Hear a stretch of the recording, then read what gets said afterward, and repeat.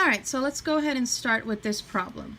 So how long is the shorter side of a rectangle when one side is 2 inches longer than the other and the area is 15 square inches? Okay, so since we're talking about area, okay, that's the only one of the only formulas we probably need to be concerned with. So the area equals 15 square inches. But it's not telling us the length or the width, because keep in mind, area of a rectangle, it mentions a rectangle. So area of a rectangle is length times width, but it's not giving us either. But it is telling us that one of the sides that we're going to be using is 2 inches longer than the other side. Okay, but it is giving us an area which is 15. Another important concept you should remember for this problem is FOIL.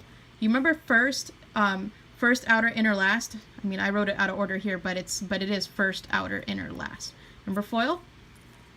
Okay, so let's go ahead and write down the formula for area of a rectangle again, just so we can start. So area of a rectangle equals length times width. Now, we don't know the length, okay? But we do know that one of the sides is 2 inches longer. It's not telling us which side is 2 inches longer. It's not telling us anything, meaning that any side could be 2 inches longer, but it can only be one side that is 2 inches longer. It can be either the length that is 2 inches longer, or it can be the width that is 2 inches longer. But it's not telling us which side is 2 inches longer. Okay, so it can be either side. So area would equal x times x multiplied by x. I'm sorry, let me write it better. So x multiplied by x, but one of the x's has to be 2 inches longer. You see that? Because one side has to be 2 inches longer. So this is how we're going to write it. Let's write it again. But this time we do have the area. So area, which is 15, I'm getting that here, area is 15 square inches, is x multiplied by x plus 2, because one of the sides is 2 inches longer than x, okay? And we have the area right here, which is 15. If you want to write it out like length times width equals the area, we can go ahead and just switch that around. So it would be x times x plus 2 equals 15. So we go ahead and solve. So x squared plus 2x equals 15. All right, do you see how I got that? See, one side is 2 inches longer, so that would be x plus 2 multiplied by x. Okay, so in reality, this is length times width equals the area, which is 15. Okay, so we went ahead and, I just wrote through that. Okay, so x squared plus 2x equals 15, and we got that from multiplying length times width equals area. So now we arrive here, x squared plus 2x equals 15. Where do we go from here? We want to find all the possible solutions, so what we do is that we move 15 over. Just watch what I do. Okay, we move it over by subtracting each side by 15. So we would get x squared plus 2x minus 15 equals 0. Does this look familiar? Does this look like FOIL or anything you've ever done before? I'm sure it has. So now we have to, whenever you do the opposite of FOIL, it's called factoring. Okay, so the opposite of FOIL is factoring. Because remember, FOIL is when you multiply two things together and you get something that looks like this. So now we're doing the opposite, which is called factoring. Why are we doing this? Because we want to arrive at all possible solutions of the problem. Okay, so when factoring comes to this, what two numbers add together to form a positive 2, but when multiplied form a negative 15? What two numbers would do that? Can it be 1 and 15? Can even 1 or negative 15 added together be positive 2? No, so we rule that out. So what two numbers add to be a positive 2 but multiplied to be a negative 15? Can it be 3 and 5?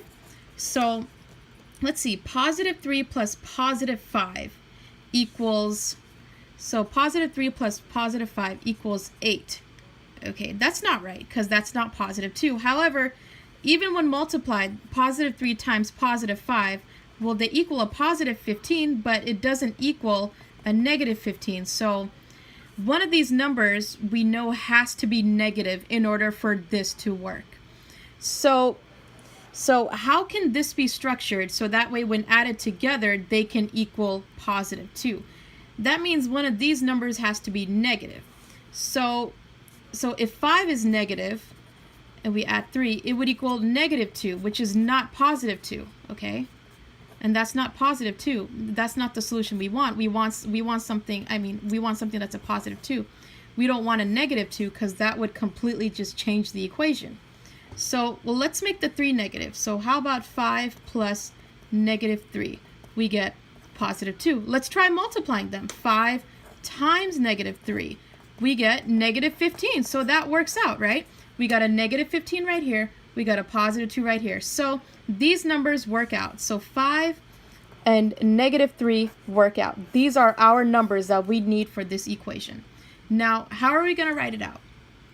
We are going to write x minus 3 times x plus 5 equals 0. Okay? So we got the minus 3 going on, like the minus 3, and then we got the positive 5 and the positive 5 going on. Now, if you don't believe me and you don't think that this is the solution, this is the equation for this, just multiply them out, just follow them out.